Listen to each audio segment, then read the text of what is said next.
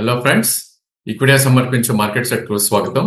So ఇక ఈ రోజు Friday weekly chart formation day. So నిన్న మనం వీడియోలో అనుకున్నాం 25,285 కింద క్లోజ్ అయిందంటే కనుక ఇంకా మార్కెట్ లో మోర్ పెయిన్ ఉండే ఛాన్స్ ఉంది అని. సో ఈ రోజు మనం చూస్తే కనుక ఒక 69 పాయింట్స్ గ్యాప్ డౌన్ ఓపెన్ అయింది నిఫ్టీ 25,181 దగ్గర. బట్ యాక్చువల్లీ ఫస్ట్ 1.5-2 అవర్స్ లో probably almost 300 points pull back చేయడం చేసాం. 25,485 దాకా వెళ్ళింది. సో ఒక స్టేజ్ లో అనిపించింది ఏంటంటే కనుక లాస్ట్ వీక్ లో 2 వీక్స్ లో ఏదైతే ఉందో 25,285 పైన డిసెసివ్లీ క్లోజ్ అవుతుంది.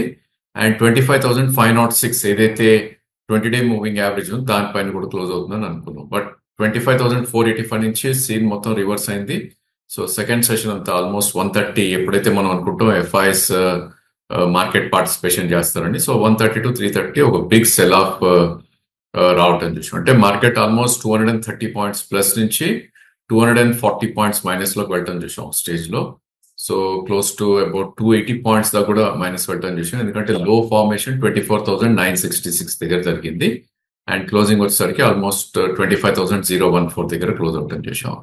సో ఒక tug of war between bull and bear. So ఈ వారం ఒక 4 సెషన్స్ లోనే మార్కెట్స్ చూస్తే కనుక ఆల్మోస్ట్ 26,100 నుంచి 25,960 లో అనుకుంటే కనుక about 12 to 1300 points give up చేసింది. సో లాస్ట్ 3 వీక్స్ ర్యాలీ ఏదైతే ఉందో 24,753 నుంచి 26,230 1600 పాయింట్స్ ఆర్ 1500 పాయింట్స్ ఏదైతే ఉందో 80% of the rally give up చేసింది అని మనకి క్లియర్ గా ఇక్కడ తెలుస్తుంది. ఇప్పుడు కరెంట్లీ మనం సపోర్ట్ పాయింట్స్ కి వెళ్ళి చూడాలి అంటే కనుక ఆబ్వియస్లీ స్వింగ్ లో ఏదైతే ఉందో మల్టీ వీక్ లో 24,753 అనే ఒక మేజర్ సపోర్ట్ ఉంటుంది. అంటే ఈ రోజు క్లోజింగ్ నుంచి ఆల్మోస్ట్ 250 పాయింట్స్ కింద. అండ్ మేజర్ రెసిస్టెన్స్ ఇప్పుడు 25,506 దగ్గర ఉంటుంది, విచ్ ఇస్ 20-డే moving average. So all in all 24,700 to 25,600 ఈ 900 పాయింట్స్ రేంజ్ లోనే మార్కెట్ ట్రేడ్ అయ్యే ఛాన్స్ ఉంటుంది. కాబట్టి buy on dips, stop loss support point కింద పెట్టుకోవటం అండ్ సెల్ ఆన్ ర్యాలీస్ కూడా చూస్ చేసుకుంటే దట్స్ ఎ గుడ్ ఐడియా అని మా ఉద్దేశం. సో ఈ రోజు మనకి నిఫ్టీ కాంపోనెంట్స్ లోకి వెళ్ళి చూస్తే కనుక ఐటీ డెఫినెట్లీ అవుట్ ప్లే చేసిందని చెప్పొచ్చు. So all the IT stocks green లో ట్రేడ్ అయ్యాయి. బిగ్గెస్ట్ గెయినర్ ఇన్ఫోసిస్, దాని తర్వాత టెక్ మహీంద్రా, విప్రో, టీసీఎస్ లాంటి స్టాక్స్ పాజిటివ్ గా ట్రేడ్ అవుట్ చేసాం. ఇక బ్యాంకింగ్ ఫైనాన్షియల్ లో కూడా కొన్ని స్టాక్స్ పాజిటివ్ లీడ్ తీసుకున్నాయని చెప్పొచ్చు. హెచ్డిఎఫ్సి లైఫ్ కానీ లేదంటే especially public sector banks like state bank of India, private sector లో యాక్సిస్ బ్యాంక్ కొద్దిగా పాజిటివ్ గా ట్రేడ్ అవుట్ చేసాం. ఇక oil related, crude related stocks మనందరికి తెలుసు. క్రూడ్ ఎప్పుడైతే పెరుగుతుందో ఆయిల్ మార్కెటింగ్ కంపెనీస్ పడతాయి అండ్ ఆయిల్ క్రూడ్ కంపెనీస్ ఏవైతే ఉంటాయో ఓఎన్జీసీ లాంటివి బెనిఫిట్ ఉంటుంది కాబట్టి అది కూడా 1% పెరగటం చూసాం. సో ఈరోజు నిఫ్టీలో వీక్ చేసిన స్టాక్స్ ఆర్ సెక్టర్స్ చూస్తే కనుక ఇట్స్ ఆటో, ఫైనాన్స్ అని చెప్పుకోవచ్చు అండ్ బ్యాంకింగ్. సో ప్రాబ్లీ ఆటోలో బిగ్గెస్ట్ గెయిన్ లూజర్ చూస్తే 3.5% పడి మహీంద్రా ఉంది. దాని తర్వాత హీరో మోటార్ కానీ, బజాజ్ ఆటో కానీ ఇవన్నీ కూడా వీక్ గా ట్రేడ్ అవుట్ చేసాం. Next big loser is Bajaj Finance, 2.9% crack అయింది.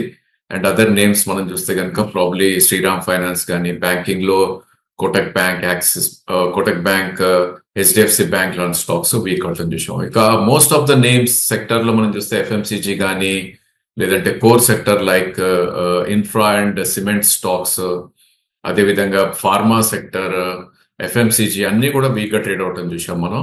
And probably crude related stocks మనం చూస్తే కనుక బీపీసీఎల్ అండ్ ఏషియన్ పెయింట్స్ ఏదైతే డైరెక్ట్లీ ఎఫెక్ట్ అవుతాయి క్రూడ్ కి, ఆ స్టాక్స్ కూడా వీక్ గా ట్రేడ్ అవుట్ చూసాము. ఇక బ్యాంక్ నిఫ్టీ విషయానికి వస్తే కనుక ప్రాబ్లీ ఈ రోజు ఒక 200 పాయింట్స్ గ్యాప్ డౌన్ ఓపెన్ అయినాక సేమ్ యాజ్ నిఫ్టీ ఇది కూడా మనకు ఒక హోప్ ఇవ్వటం చూసాం ఫస్ట్ హాఫ్ లో. సో 51,643 ఒక గ్యాప్ డౌన్ 200 పాయింట్స్ ఓపెన్ అయింది. దాని తర్వాత హ్యూజ్ ర్యాలీ రావటం చూసాం ఫస్ట్ హాఫ్ లో, I think before 1 o'clock. So 52,358 దాకా వెళ్ళటం చూసాం. సో ఎగ్జాక్ట్లీ 52,582 ఏదైతే ఉందో 20-డే moving average and inert gap 52,817 అనేది ఒక కీ రెసిస్టెన్స్ ఉంటుంది. అక్కడి నుంచి రివర్స్ అయ్యి ఓపెన్ కూడా కట్ అయ్యి 51,347 ఒక లో ఫార్మేషన్ జరగటం చూసాం. అంటే టాప్ నుంచి చూస్తే కనుక ఆల్మోస్ట్ 1000 పాయింట్స్ కరెక్ట్ అయింది. బట్ క్లోజింగ్ చూస్తే కనుక 51,400 దగ్గర అవటం చూసాం. ఎక్కడైతే ఓపెన్ అయిందో దానికి ఆల్మోస్ట్ ఒక 200 పాయింట్స్ కింద క్లోజ్ అవటం చూసాం. సో ఈవెన్ బ్యాంక్ నిఫ్టీలో కూడా సిమిలర్ ప్యాటర్న్ మనం చూస్తున్నాం. ఎందుకంటే 3 వీక్స్ లో మనం చూస్తే 50,369 విచ్ ఇస్ స్వింగ్ లో అండ్ లాస్ట్ లాస్ట్ 2 వీక్స్ లో ఏదైతే ఉందో 51,921 దాని కింద డిసైసివ్లీ క్లోజ్ అయింది కాబట్టి ఈవెన్ బ్యాంక్ నిఫ్టీ కూడా ఇంకా కిందకు వచ్చే ఛాన్సెస్ కనిపిస్తుంది. బట్ 50,500 ఆ రేంజ్ వస్తే కనుక definitely one should try to buy. అంటే ఇక్కడ నుంచి ఆల్మోస్ట్ ఒక 800 to 1000 పాయింట్స్ పడితే కనుక ఇట్స్ ఏ బై అవుతుంది. అండ్ సిమిలర్లీ సెల్ ర్యాలీస్ ఎక్కడ ఉంది అంటే కనుక ప్రాబ్లీ ఇప్పుడే చెప్పిన లెవెల్స్ 52,800 దగ్గర ఒక సెల్లింగ్ అనేది కూడా చేసుకొని ఒక 200 పాయింట్స్ స్టాప్ లాస్ అనేది పెట్టుకోవచ్చు. సో బ్రేక్అవుట్ కోసం వెయిట్ చేస్తే it's a good idea. Otherwise probably Nifty bank నిఫ్టీలో buy sell and buy dips and sell rallies ధోరణి మనం అవలంబించాలి. అండ్ బ్యాంక్ నిఫ్టీ కాంపనెంట్స్ లోకి వెళ్ళి చూస్తే కనుక ఐ థింక్ పిఎస్యూ బ్యాంక్స్ కొద్దిగా అవుట్ ప్లే చేశాయి ఈ రోజు. So biggest gainer bank of Baroda about 2.2% పెరిగింది. దాని తర్వాత పిఎన్బి అండ్ ఎస్బీఐ స్వల్పంగా పెరగటం చేశాం. అండ్ లూజర్స్ లోకి వెళ్ళి చూస్తే కనుక AU bank biggest loser 1.7% crack అయింది. దాని తర్వాత హెచ్డిఎఫ్సి దేనికైతే 30% వెయిటేజ్ ఉందో ఆల్మోస్ట్ అది 1.5% పడింది. అండ్ ఐసిఐసిఐ కోటక్ లాంటి స్టాక్స్ మోర్ దాన్ 1% కూడా పడుతుంది చూసాం. ఇక ఎఫ్ఎండ్ఓ స్పేస్ లోకి మనం వెళ్ళి చూస్తే కనుక it was only probably pharma related and probably testing labs related stocks లోనే కొద్దిగా మూవ్మెంట్ అనేది రావడం చూసాం. అప్ సైడ్ మూవ్మెంట్ చూస్తే కనుక సో లాల్ పాత్ ల్యాబ్ కానీ టోరెంట్ ఫార్మా కానీ లూపిన్ లాంటి స్టాక్స్ ఇప్కా లాంటి స్టాక్స్ లో ఇవాళ కొద్దిగా బయింగ్ రావడం చూసాం. ఇక అదర్ నేమ్స్ మనం వెళ్ళి చూస్తే కనుక ఇక్కడ కూడా పిఎస్సి స్పేస్ ప్లే చేసింది బ్యాంకింగ్ లో. అదేవిధంగా mid cap IT Coforge and Naukri లాంటి స్టాక్స్ కొద్దిగా గెయిన్ అయ్యాయి. అండ్ లూజర్స్ చాలా ఎక్కువ ఉన్నాయి ఇక్కడ. సో ప్రాబ్లీ బిగ్గెస్ట్ లూజర్ మనం చూస్తే కనుక M&M ఫైనాన్స్. వాళ్ళ ప్రాఫిట్ గైడెన్స్ కొద్దిగా బ్యాడ్ గా రావడంతో స్టాక్ అబౌట్ 6.5% క్రాక్ అవడం చేసాం. దాని spill over effect definitely financial and banking లో ఉంటాయి కాబట్టి అదర్ నేమ్స్ ఏవైతే ఉన్నాయో మనం చూస్తే క్యాన్ఫిన్ హోమ్ కానీ Aditya Birla Capital REC PFC ఇవన్నీ స్టాక్స్ కూడా కొద్దిగా వీక్ గా ట్రేడ్ అవడం చేసాం. ఇక్కడ కూడా crude related stocks like Berger paint BPCL IndiGo ఇవన్నీ కూడా వీక్ గా ట్రేడ్ అవడం చేసాం. And fertilisers and sugar space లో ఒక మంచి ప్రాఫిట్ బుకింగ్ రావటం చూసాం. సో లాస్ట్ 10 days ర్యాలీకి ఏదైతే ఉందో తెరపడి ఒక ప్రాఫిట్ బుకింగ్ అనేది రావటం చూసాం. And capital goods and probably speciality chemical space లో ఒక మంచి కరెక్షన్ అనేది ఇక్కడ మనం విట్నెస్ చేయడం జరిగింది.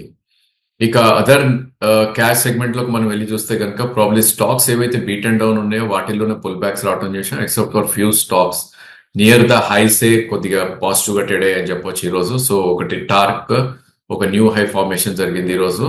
And other names like BSc కానీ లేదంటే స్టాక్ లైక్ ఎస్హెచ్ కేల్కర్ కానీ ఇవన్నీ నియర్ టు ద హైస్ లో పాజిటివ్ గా ట్రేడ్ అవటం చేసాం. ఇక స్టాక్స్ ఏవైతే బీట్ అండ్ డౌన్ ఉన్నాయో వాటిల్లో ఈ రోజు కొద్దిగా మూవ్మెంట్ రావటం చేసాం. సో విఐపి ఇండస్ట్రీస్ కానీ సిమాక్ కానీ అయాన్ ఎక్స్చేంజ్ కానీ ఆయిల్ ఇండియా కానీ లేదంటే అదర్ నేమ్స్ లైక్ శివాలిక్ కానీ పిపిఎల్ ఫార్మా జిందాల్ సా చెన్నై పెట్రో వీటన్నిటిలో స్వల్పంగా 2 to 6% దాకా పెరగటం చూసాం. ఇక స్టాక్స్ ఏవైతే బాగా పెరిగాయో గత కొన్ని రోజులుగా వాటిలో ప్రాఫిట్ బుకింగ్ క్లియర్లీ ఎవిడెంట్ ఉంది. సో ఇక్కడ కూడా ఏమవుతుందంటే స్టాక్ లో రొటేషన్ జరుగుతుంది. 5 days అప్ మూవ్ ఉన్న స్టాక్స్ నుంచి మనీ మూవ్ అవుతూ 5 days లో ఉన్న స్టాక్స్ లోకి వెళ్ళటం తోటి ప్రాబ్లీ అలాంటి మూమెంట్స్ మనం ఇక్కడ గమనిస్తున్నాం క్యాష్ సెగ్మెంట్ లో. సో వాటిల్లో మనకి వీక్ అయిన స్టాక్స్ లోకి వెళ్ళి చూస్తే కనుక it was Saregama, Infibeam, Zee media ఈ రోజు కూడా ఒక 5% డౌన్ క్లోజ్ అవటం చేసాం. రొసెల్ ఇండియా నిన్న ఒక బిగ్ మూవ్ తర్వాత అగైన్ ఒక కరెక్షన్ రావడం చేసాం. ఇన్ఫాక్ట్ పేటిఎం నిన్న ఆల్మోస్ట్ 750 టచ్ అయిన స్టాక్ ఈ రోజు 690 దాకా రావటం చేసాం. డిమార్ట్ చెప్పుకోవాలి, ఈ స్టాక్ ఆల్మోస్ట్ 4% క్రాక్ అవటం చేసాం. దట్స్ బికాస్ వాళ్ళ రిజల్ట్స్ అనేది అంత గొప్పగా రాలేదని. And price volume break down రావటం చేసాం ఈ స్టాక్ లో. So 5.9 to 6 lakhs average per day ఉండేది, ఈ రోజు almost close to 30 lakhs volume జరగటం చేసాం. ఇంకా అదర్ నేమ్స్ లైక్ సెంచురియన్ కా కానీ రిమాండ్స్ కానీ ఇవి కొద్దిగా లూజర్స్ గా మనం చెప్పుకోవచ్చు. So next couple of days global events అనేది అన్ఫోల్డ్ అవుతూ ఉంటాయి కాబట్టి కొద్దిగా అప్రమత్తంగా ఉండాలి. అండ్ లెవరేజ్ పొజిషన్స్ ఎక్కడా కూడా తీసుకోకూడదు. అండ్ షార్ట్ టర్మ్ పొజిషన్స్ ఒకవేళ తీసుకోవాలన్నా కూడా స్ట్రిక్ట్ స్టాప్ లాసెస్ అనేది పెట్టుకోవాలి. ఎవరైనా కౌంటర్ ట్రెండ్ ప్లే చేయాలంటే కనుక స్టాప్ లాస్ ఎక్కడ ఉందో చూసుకుని రిస్క్ టు రివార్డ్ కూడా క్యాలిక్యులేట్ చేసుకుని అది కనుక కన్వీనియంట్ గా ఉంటేనే one should try to trade అని అనుకోవచ్చు. అండ్ షార్ట్ టర్మ్ లో ఒక రేంజ్ బౌండ్ లోనే ట్రేడ్ అయ్యే ఛాన్సెస్ ఎక్కువ ఉంది కాబట్టి ఒకవేళ ట్రేడ్ చేయని వాళ్ళు కనుక చూస్తే కనుక ఒక బ్రేక్అవుట్ కోసం వెయిట్ చేసి ఐదర్ వే డౌన్ సైడ్ బ్రేక్అవుట్ అయితే బ్రేక్ డౌన్ అయితే షార్ట్ వెళ్ళటం, అప్ సైడ్ బ్రేక్అవుట్ అయితే లాంగ్ వెళ్ళటం కనుక చేయాలి. So next couple of days తర్వాత రిజల్ట్ సీజన్ కూడా స్టార్ట్ అవుతుంది. సో October 10th నుంచి మంచి companies front line companies results అనేది స్టార్ట్ అవుతుంటాయి కాబట్టి అది కూడా వాచ్ చేసి స్టాక్ సెలెక్షన్ అనేది చాలా జాగ్రత్తగా చేసుకోవాలి. So that's all for today. Thank you for watching the video.